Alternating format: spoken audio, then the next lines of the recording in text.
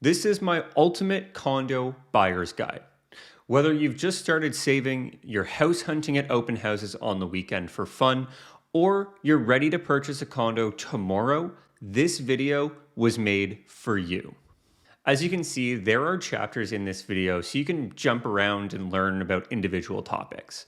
But I'd recommend you watch the entire video to get the most out of it. And then at the end, scroll back to parts you want to watch again. This video is a behind the scenes look at how I work with condo buyers. It's essentially what I talk with my clients about when they're considering a condo purchase. And now I'm sharing it with you.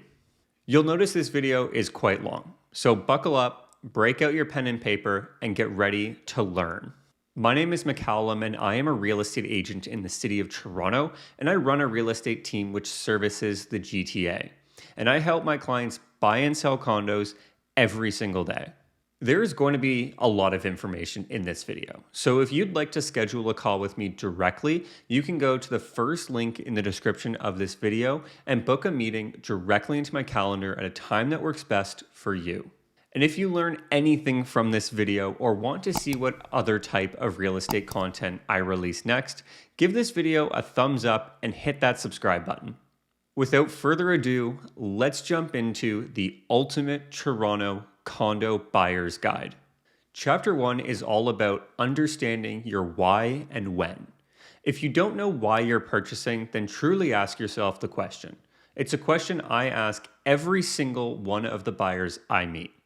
Sometimes people don't know and they think it's what they have to do because they see friends and family owning homes, or society tells them that it's what they should be doing.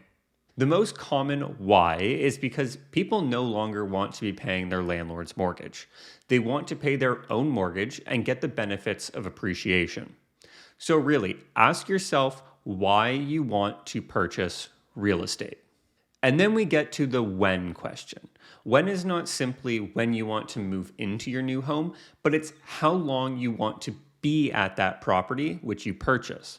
Now, real estate is a long-term investment, and those who hold for longer are generally the ones who receive the greatest reward. And it's absolutely crucial to evaluate your long-term goals and how they match up with your real estate purchase. In Chapter 2, we're talking all about resale and pre-construction.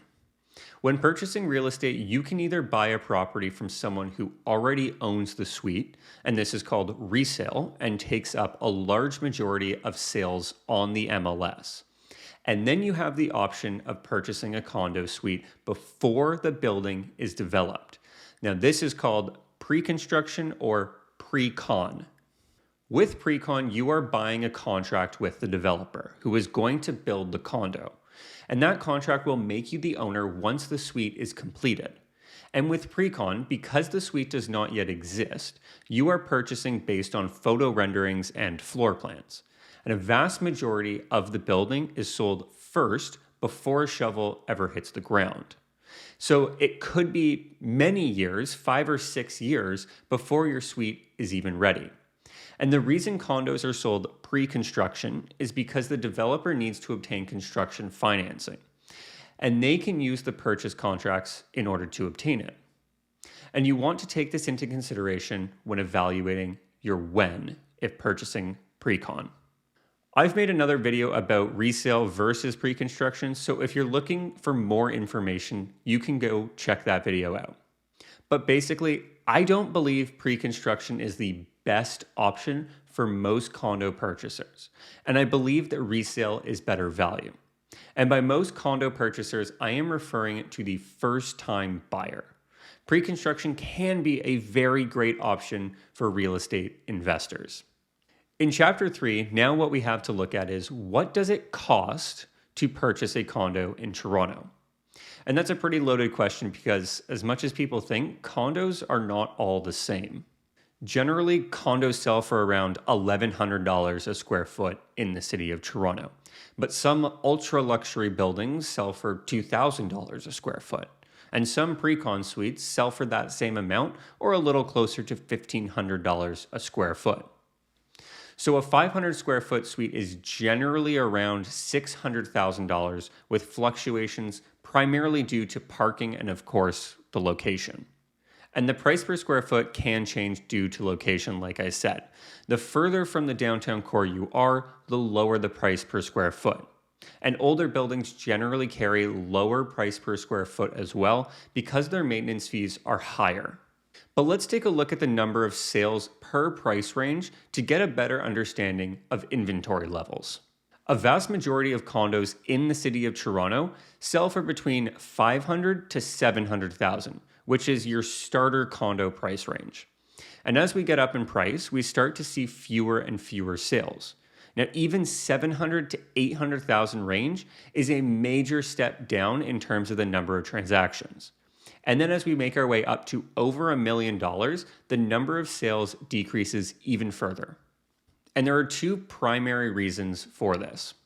One is that when a developer constructs a condo building, they do not create an equal number of 1, 2, and 3 bedroom suites. There are far more 1 bedroom and 2 bedroom suites than there are 3 bedrooms, which leads to more sales of 1 bedrooms at lower prices. And the second reason is that buyers who are in the price range of over $1.25 million typically opt for a condo townhouse or a freehold townhouse if their budget permits. When looking for a condo or any property type for that matter, your budget is going to dictate the amount of inventory available to you. In Chapter 4, we're going over the importance of a pre-approval. If you're obtaining a mortgage for the purchase of your home, then arguably the most important and first step is determining how much money a lender will give you. And in order to determine that, you need a pre-approval letter from the lender and a mortgage broker.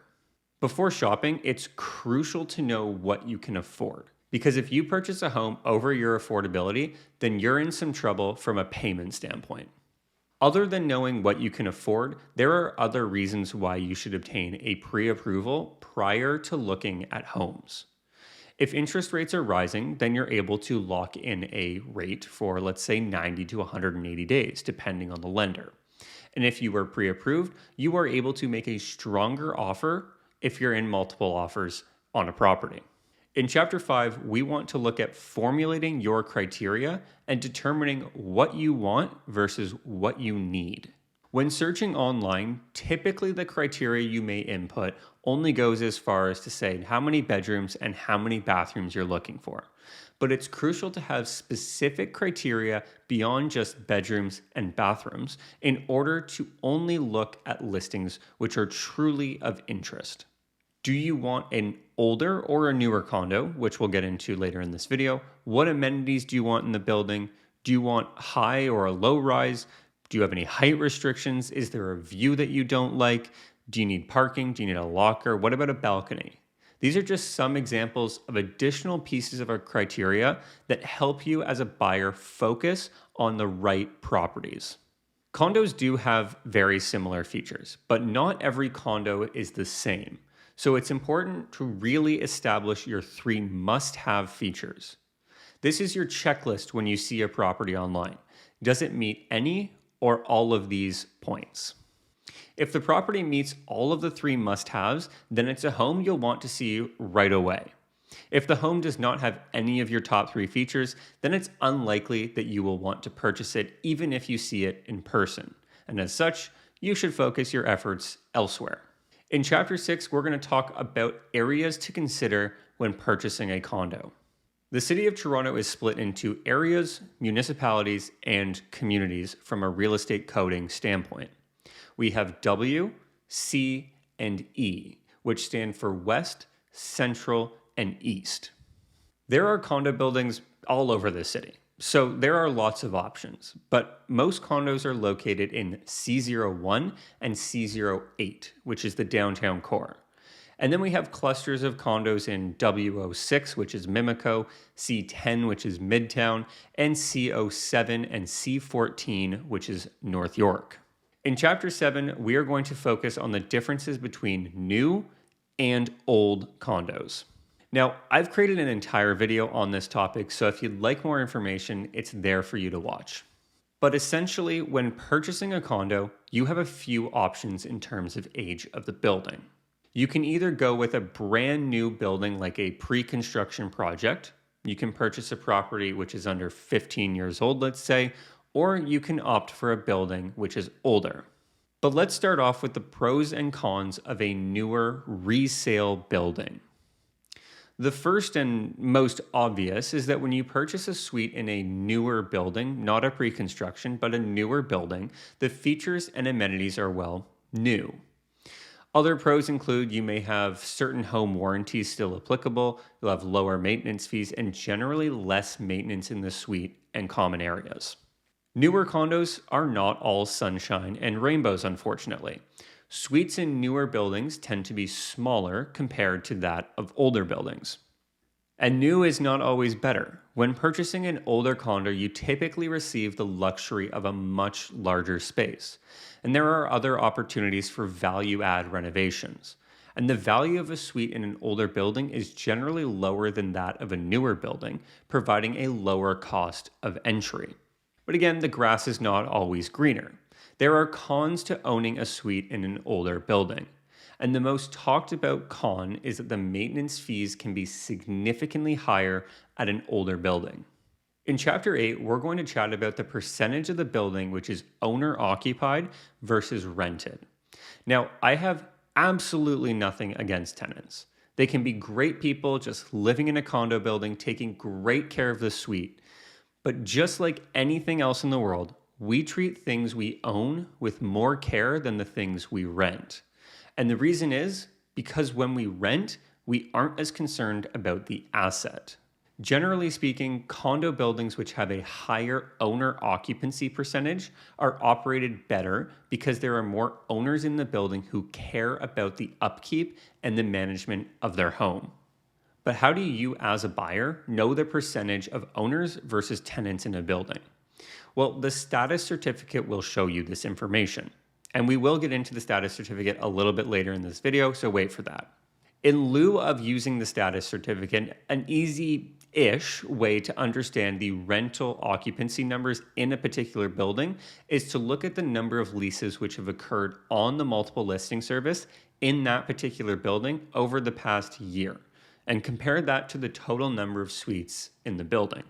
So if 70 suites leased out in the building last year, and there are 100 total suites, then there is a high percentage of suites which are investor-owned and being leased out to tenants. When I'm helping my clients purchase and sell condos, I find that in a standard high-rise condominium, the percentage of leased suites is around 50%. And that number decreases when looking at a unique low-rise building, because typically they have a higher cost of entry, thus don't work as well for investors from a financing standpoint. In Chapter 9, we're going to discuss the importance of the developer, because unlike a 100-year-old detached home, the developer of a condo does matter. The developer matters most when you're purchasing a pre-construction property, because as a buyer, you are not only purchasing a suite, you are also purchasing the reputation of that developer and their trust for achieving the provided timeline for the product that they've promised. There are a lot of different ways online you can find out who the best developers are in the city of Toronto. You can find out their reputation, the good, the bad, the ugly, success rates, experiences from other buyers with that developer, what projects they've completed, and what they have upcoming. But be careful if you're reading Reddit reviews, because remember, there tend to be more negative reviews than positive. Within the first 30 seconds of walking into a building lobby, you'll quickly determine the quality of the building.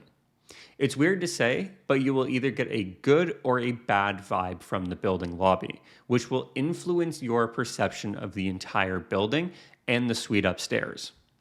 And in terms of my favorite high-rise Toronto condo developers, we have Tridel, of course, Pinnacle, Daniels, and Great Gulf. There are a lot of other amazing developers, but that's just to name a few. Now, Chapter 10 is going to be all about building amenities. And one of the major things people like to talk about when buying a condo are the amenities. You can have access to pools, spas, gyms, rooftop terraces, guest suites, party rooms, and my personal favorite, golf simulators, and much more. All of these amenities are amazing, but before you purchase a condo, consider how much you are going to use them. How often are you going to use the party room? How often are you going to use the spa? A vast majority of condo owners underuse the amenities that they have access to in their building.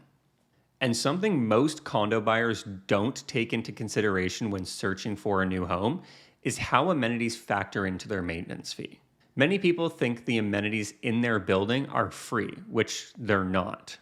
When you have amusement park-like amenities, your maintenance fees will be higher because there is more to maintain, repair, and replace.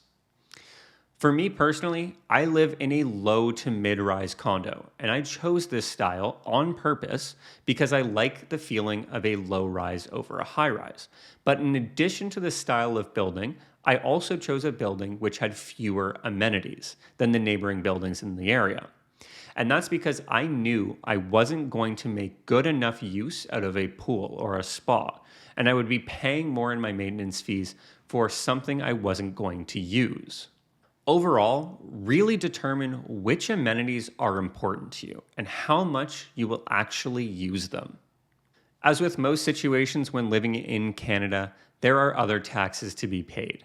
So in Chapter 11, we're going to talk about land transfer taxes, rebates, and other cost-saving incentives. Whenever you buy real estate in Toronto, you are subject to pay a land transfer tax. And this is not property taxes. This is a one-time payment to the government. And this amount is in addition to your down payment, and it's paid at the time of closing on your home. And as an example, the land transfer tax payment for a $1 million purchase in Toronto is $33,000 just to move. Luckily for first-time buyers, however, they are eligible for a rebate of up to $8,475. If you are a first-time buyer, there are additional ways you can save money from an accounting and tax standpoint. You have the ability to take out $35,000 from your RRSP tax-free to put towards your new home.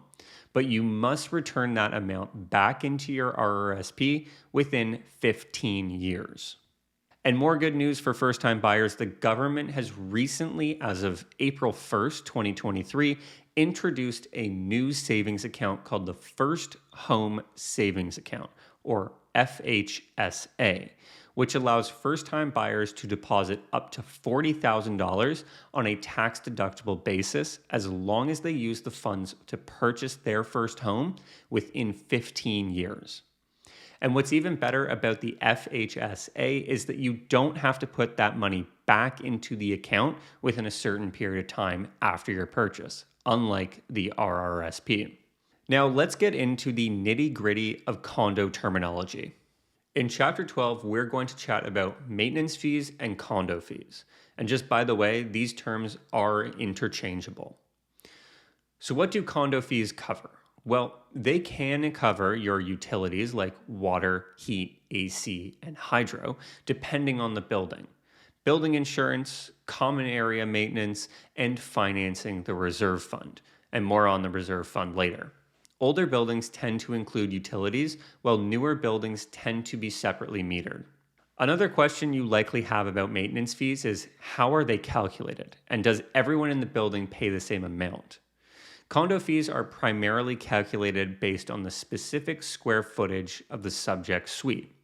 The price per square foot for a maintenance fee in Toronto is typically around 75 cents a square foot. But some buildings have higher fees while other buildings have lower fees. So a 650 square foot condo will typically have condo fees of around $500 a month. But maintenance fees are not all bad.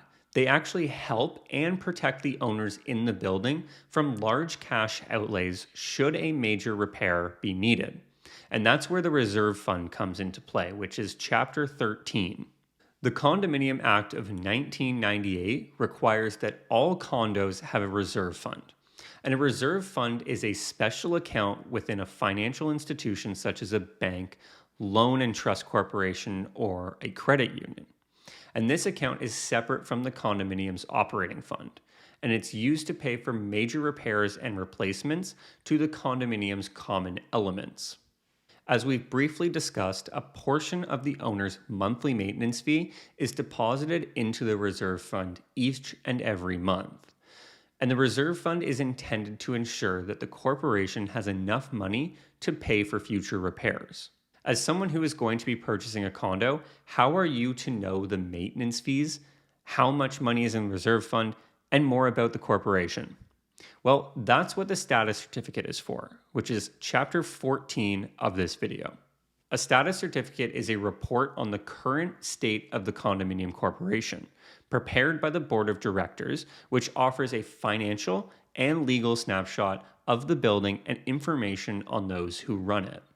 A status certificate discloses information to a potential buyer about the condominium corporation's management structure, common expenses, current budget, any legal issues or proceedings, unit leases, insurance, upcoming repairs and maintenance, and the corporation's reserve fund.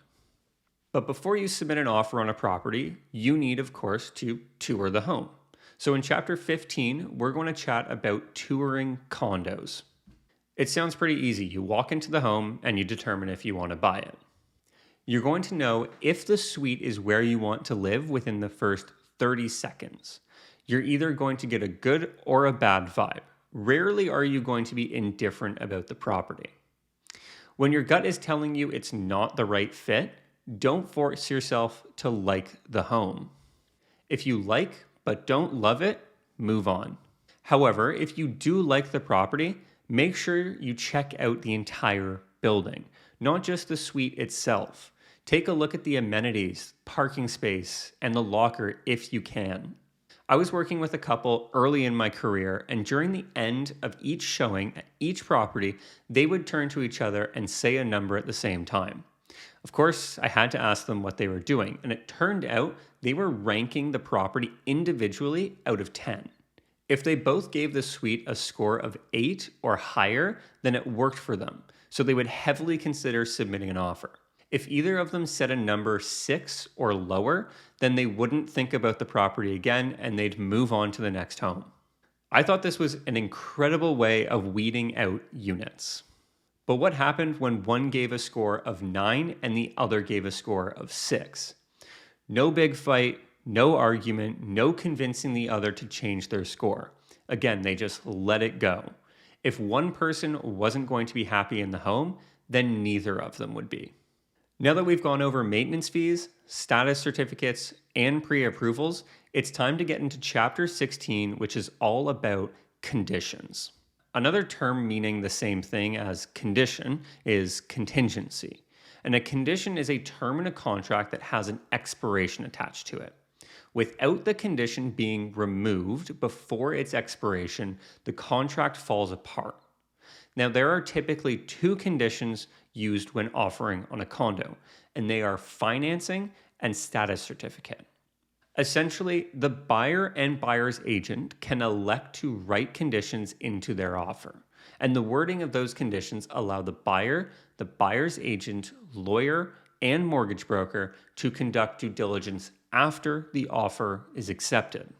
But not to worry, if the buyer is not satisfied with the results of their due diligence, then the buyer has the ability to back away from the contract and receive their deposit back in full. And as we've discussed, there are typically 2 conditions involved with an agreement for a condo purchase: financing and status certificate review conditions. Now, these conditions are used when either the buyer has not been pre-approved, which they should have, and or if the status certificate was not provided to the buyer by the seller prior to offering on the condo, and thus the buyer was not able to conduct their due diligence before. And there are other conditions which can be put into an offer, such as a home inspection, appraisal condition, sale of buyer's property, removal of tenants, or really anything that has an expiry and requires the buyer's approval. And conditions are fantastic for buyers because they have the ability to purchase with confidence. But what happens if there are multiple buyers bidding for the same home? Welcome to chapter 17, which is all about handling multiple offers. The Toronto real estate market is in a seller's market more often than not. Even during the dip in 2022, we actually did not end up in a buyer's market territory. We were really just in a balanced market. And with consistently being in a seller's market, that means buyers are often competing against each other for the same home.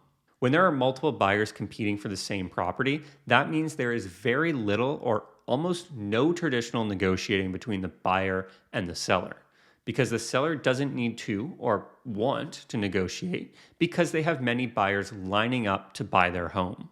So how do you, as a condo buyer, give yourself the best opportunity to purchase a home in a seller's market with multiple offers on the property?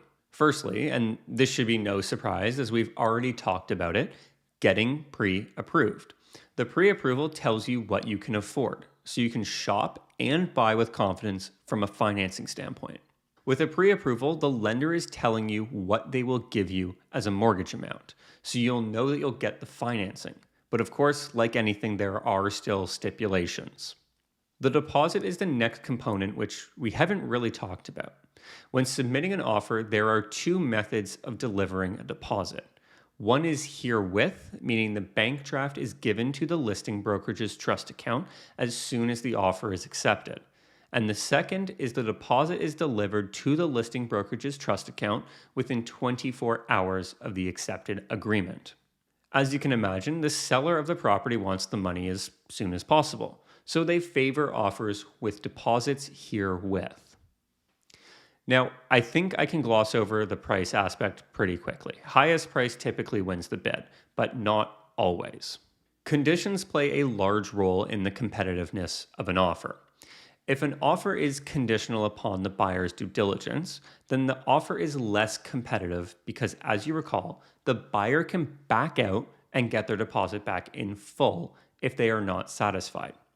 On the flip side, if an offer is firm or unconditional, then it is generally more competitive because the buyer does not have the ability to back out from the contract. Now, I'll never recommend submitting an unconditional offer if the buyer has not conducted their due diligence prior, because there is simply too much risk involved. But in order to win some bidding wars, we need to submit unconditional offers. So it's important to conduct all due diligence prior to offering. This way, the buyer has the ability to offer with confidence and choose to go conditional or unconditional. Let's play a really quick game when it comes to competitiveness of an offer. So, you're the seller in this scenario, and there are two offers on the table in front of you.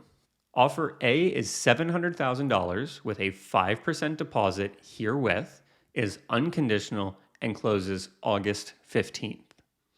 Offer B is $700,000 with a 5% deposit delivered the following day, has a condition on financing, and closes August 15th. Again, as a seller, which offer would you take? You'd be far more inclined to take offer A because the deposit is delivered right then and there. And there are no conditions in that offer, meaning the buyer cannot back out. So how do you give yourself the best opportunity of winning a bidding war? You conduct all due diligence prior if possible, so you have the ability to offer unconditionally if you want. Have the highest price without overpaying, of course, obtain the bank draft to submit with the offer, and close on the home near or on the seller's ideal closing date. Now, speaking of highest price, let's chat about list price versus market value in Chapter 18. If you've followed the Toronto real estate market at all over the years, you'll know that the price a home is listed for is often not what it's actually worth or what the seller is expecting to sell for. The listing price of a home is an arbitrary number. It's somewhat based on stats, but it's merely the number the seller and listing agent have chosen to list the home for.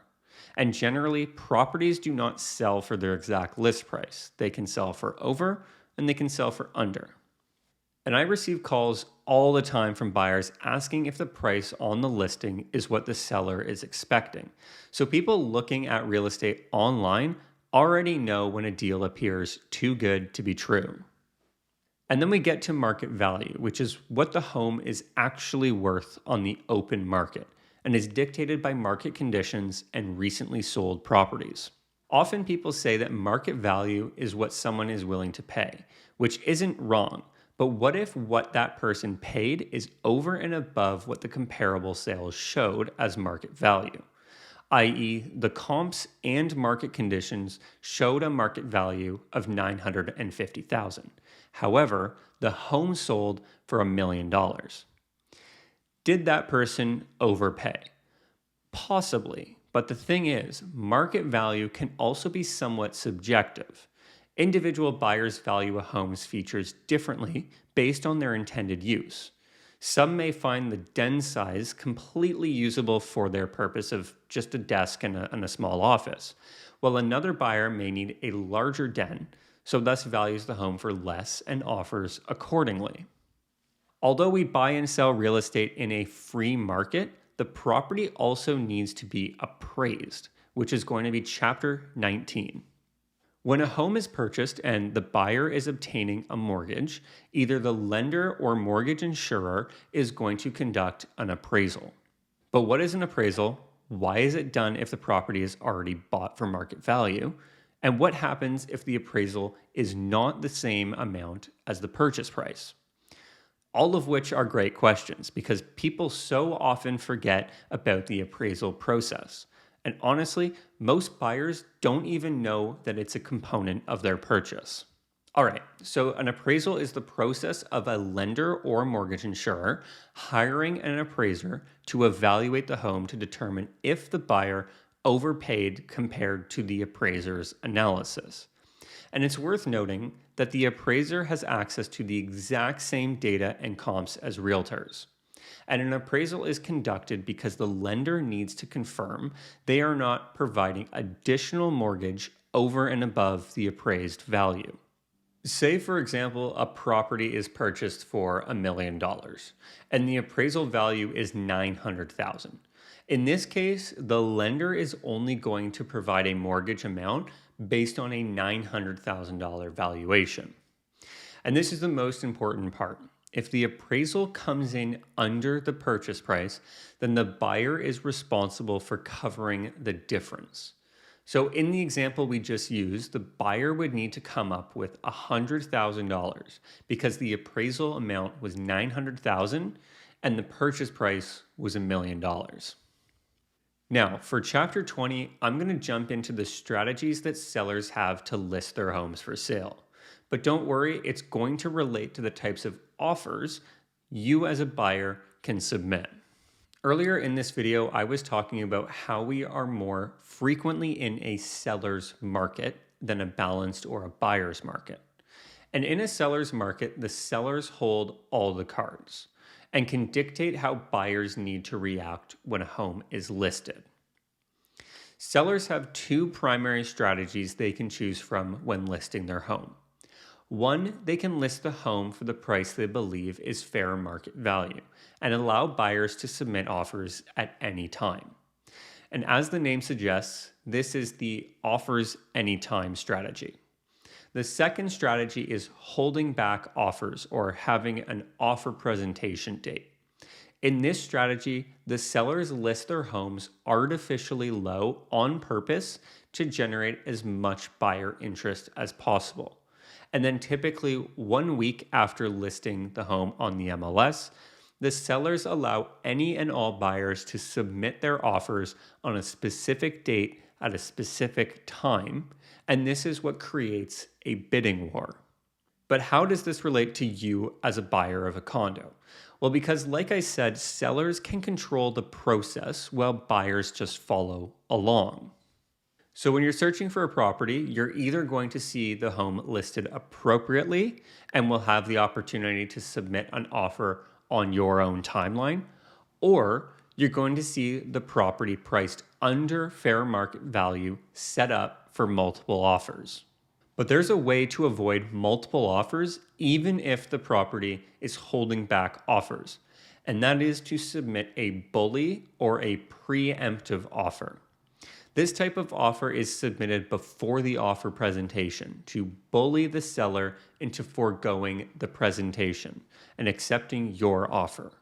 In order to bully the seller into foregoing their presentation, the buyer's preemptive offer should be competitive, clean, and have the deposit ready to go. Now that we've gone over everything related to condo-specific elements, in Chapter 21, we're going to discuss the deposit. The most frequently asked question from clients when they are preparing their offer is, the deposit is part of my down payment, right? And the answer is yes. The deposit is security for the seller until closing. And then at closing, the deposit forms your down payment. And the typical deposit amount for a condo in Toronto is 5%. But that deposit amount can vary depending on the buyer, the seller, and the situation. And ultimately, the buyer gets to choose the amount. One of the most important things about the deposit is the timeline for delivery. You may be offering the deposit with the offer, in which case you would need to have the bank draft prepared prior to submitting the offer. Or the deposit would need to be submitted within 24 business hours from the time at which the offer was accepted. So make sure that you have these funds liquid before you submit an offer. Don't leave your deposit funds tied up in mutual funds, TFSAs, RRSPs, or other investments, because it's absolutely crucial to have it ready in your checking account before you make an offer. I mentioned the deposit forms the down payment. So in Chapter 22, we're going to chat about the down payment structure. The down payment is your largest cash payment during a real estate transaction, and is the opposite of your mortgage. So if you have 20% down payment, you are taking out an 80% loan. When purchasing a property in Toronto, the down payment structure is 5% on the first $500,000 of the purchase price and 10% on the remaining amount up to $1 million. If you are either buying your second property or a property over $1 million, then you must put down 20% of the purchase price.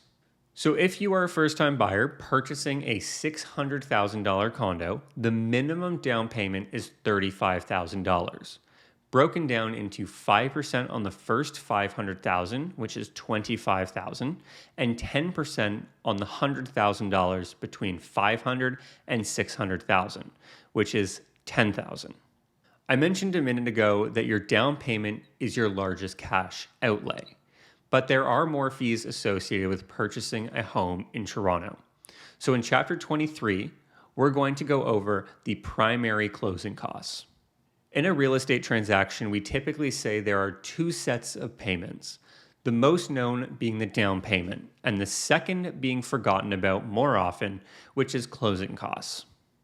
The primary closing costs are land transfer taxes and lawyer fees. There are other friction costs related to moving, like movers, truck rentals, storage, short-term rentals if needed, etc.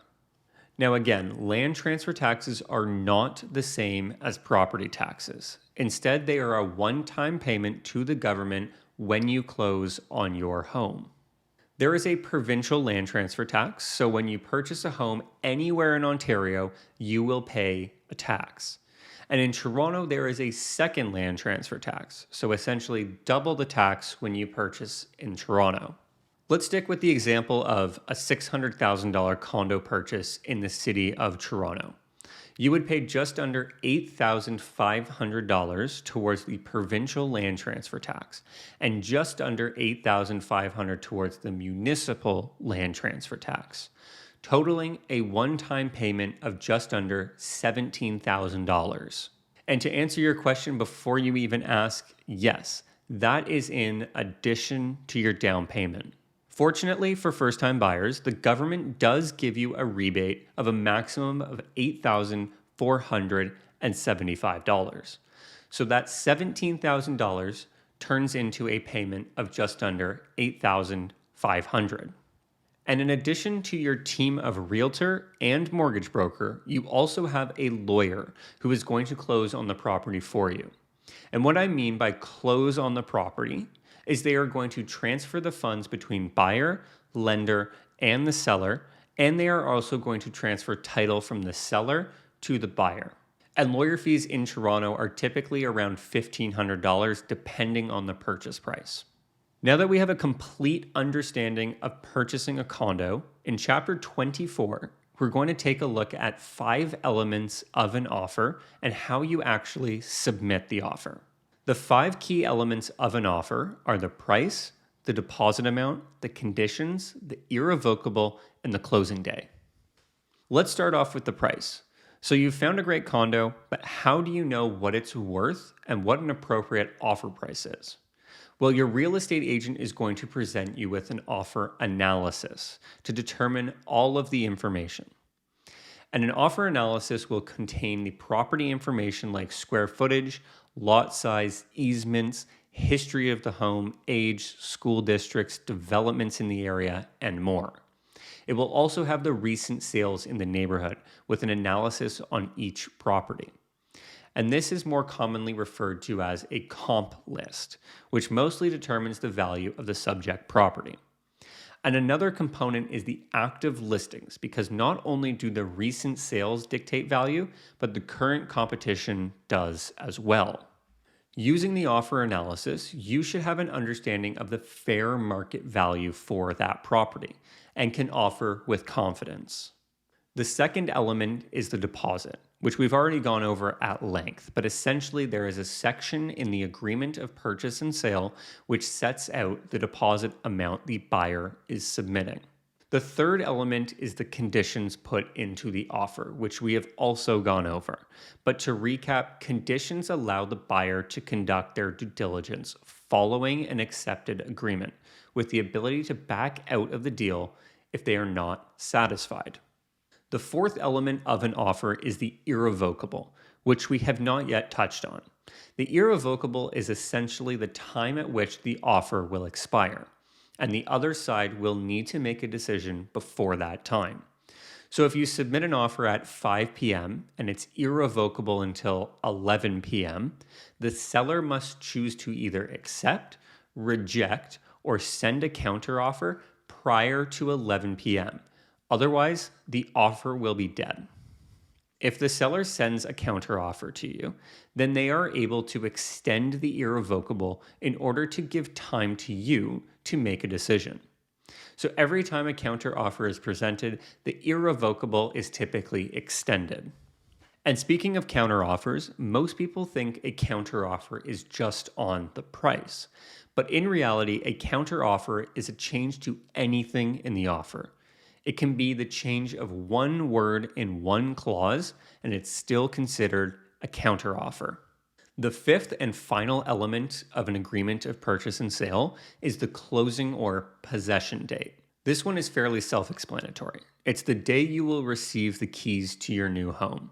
The typical closing timeframe in Toronto is between 45 and 60 days, but I've helped clients purchase and sell properties with closings under 30 days and over 90 days. It really comes down to the agreement between the buyer and the seller. Now that we have an accepted offer and have purchased your new home, what happens now? In Chapter 25, we're going to chat about what to do after you have an accepted offer. Things go fairly quiet on the real estate front as expected. Your realtor isn't sending you properties every single day, you don't have to run around the city looking at condos, and you're no longer submitting offers. You'll be in contact with the lawyer a few times prior to closing, you'll liquidate the remaining balance of your down payment, and you'll make sure you book your movers, set up your utilities, schedule packers, contact the property management at the condo, and book the elevator for the day you're going to be moving, and a few other things. In addition to setting all of those items up, you are likely entitled to 2 or 3 revisits of the property that you've purchased before closing, depending on if your real estate agent included that clause in your contract. Typically, you'll have 2 revisits where you can take final measurements, check appliances, show friends and family the home you just purchased, and take in the achievement. Now that you've used your revisits, booked the elevator, and funds are prepared, the next point is closing day. Now, what happens on closing day is you get the keys to your home. But here in Toronto, at least, you won't get the keys first thing in the morning. Your lawyer and the seller's lawyer will work during the day to transfer funds and title, and the keys will typically be released to you as the buyer between 3 p.m. and 5 p.m. So if you're planning on moving that day, just know you may not get the keys until later in the afternoon or into the evening. Once the property closes, your lawyer will give you a call, congratulate you on becoming a homeowner, and will give you the lockbox code to obtain the keys. And that's it. That is the ultimate Toronto condo buyer's guide. If you made it to the end of this video, congratulations, because that was a lot of information. But you are now educated and better prepared to purchase a condo than someone who did not watch this video. So you already have an advantage over your competition. From working with condo buyers and sellers every single day, I honestly believe those who are educated are the ones who succeed in any market. Again, thank you so much for watching. If you gained any value from this video, please hit that like button and consider subscribing. And if you have any questions, please feel free to set up a one-on-one meeting with me by going to the first link in the description of this video.